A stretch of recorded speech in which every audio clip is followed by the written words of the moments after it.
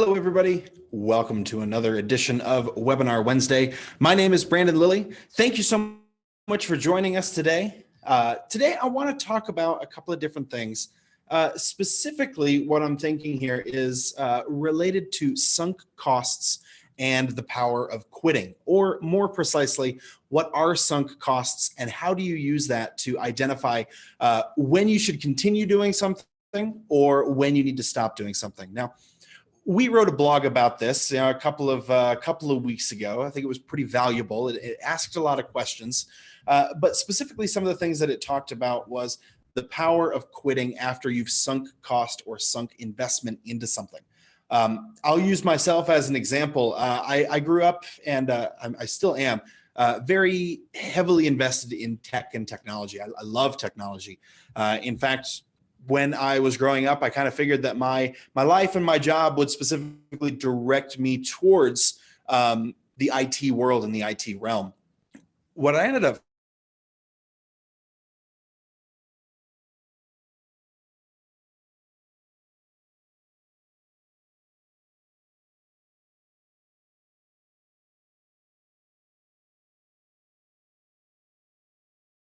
an IT professional was that I really hated it. I really didn't like it. It wasn't enjoyable. It wasn't fun. It took everything out of it everything I liked about tech and everything I liked about being a systems administrator, I lost, unfortunately. But I had invested a lot of time,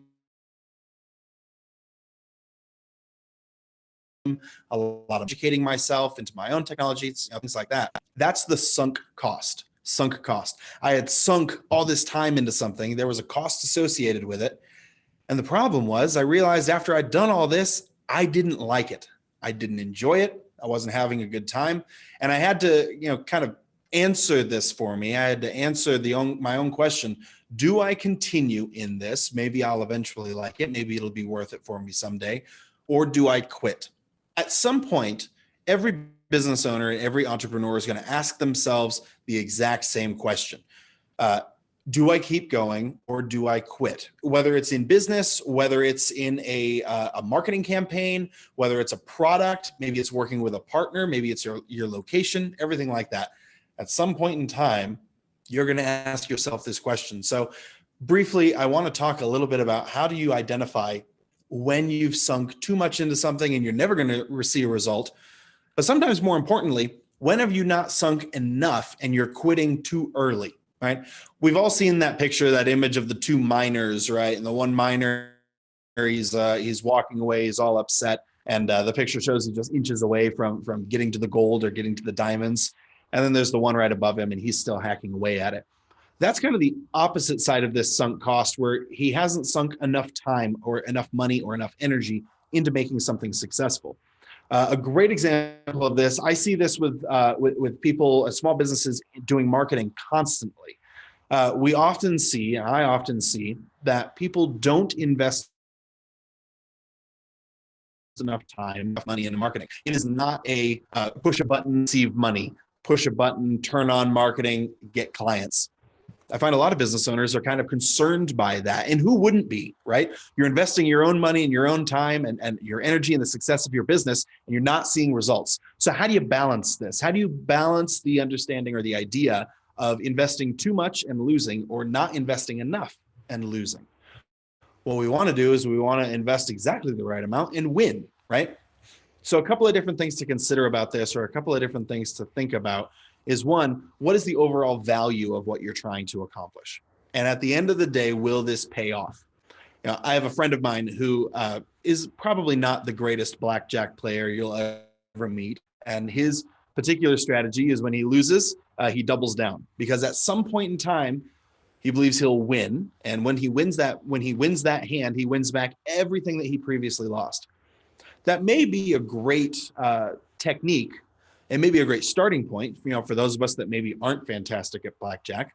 The problem is you have to have unlimited time and unlimited funds in order to get there. Now, not everybody has that. So, kind of his stopgap measure is, I will invest up to X. Once I reach X, I'm not having fun anymore. So I'm no longer going to invest in this. He kind of defined, pre-decided where how far he will go and no further. This is something that business owners can do and entrepreneurs can do as well, is identify at what point do you believe it's no longer fun, it's no longer exciting, it's no longer valuable. Everything you've invested, there's no possible way mathematically that the investment will pay off. That is a great opportunity or a great time to draw that line in the sand and say, this is where my sunk cost outweighs my potential growth, right?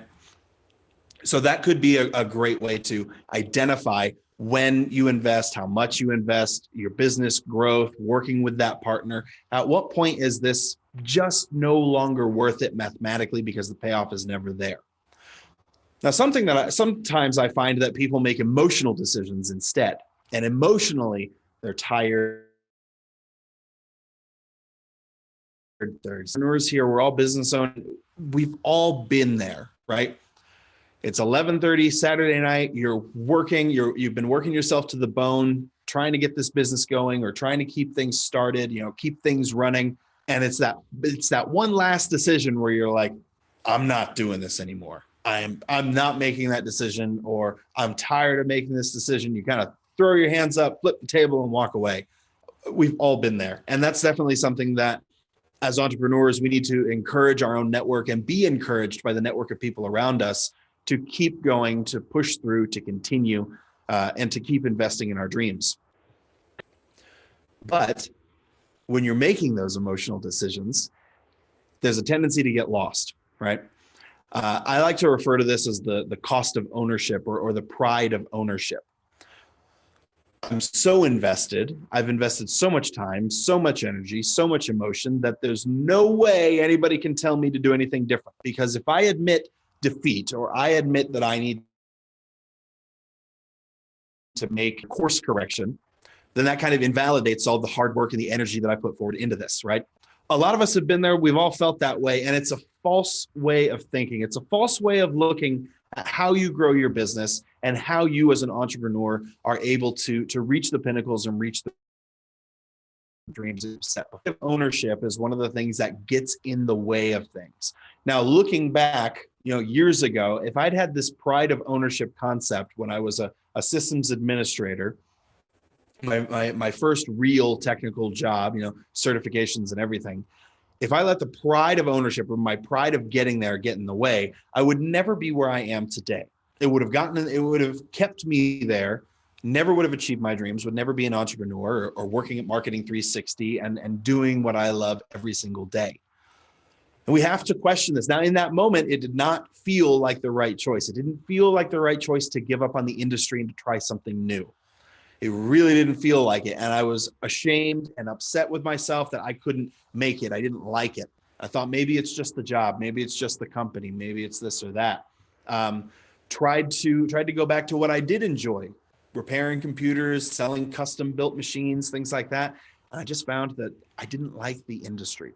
I loved it when it was fun and it was just enjoyable, but I didn't like it when it was work. Now, I'm lucky that I was able to discover that when I was younger, and I'm lucky that I was able to make those choices. But as business owners, that's a decision and a choice we have to make every day. So how do you identify when enough is enough? Well, like I said, kind of draw that line in the sand in the beginning.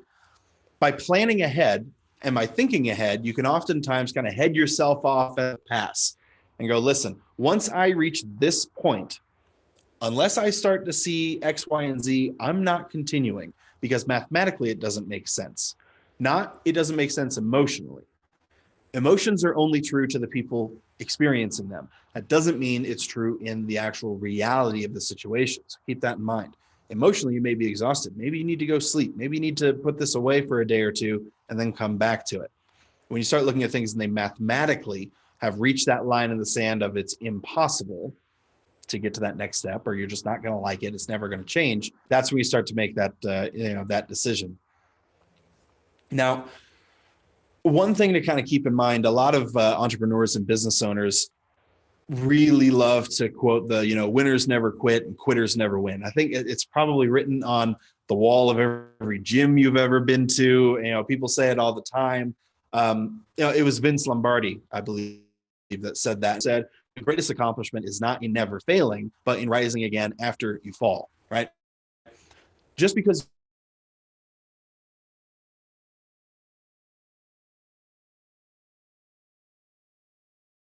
you've got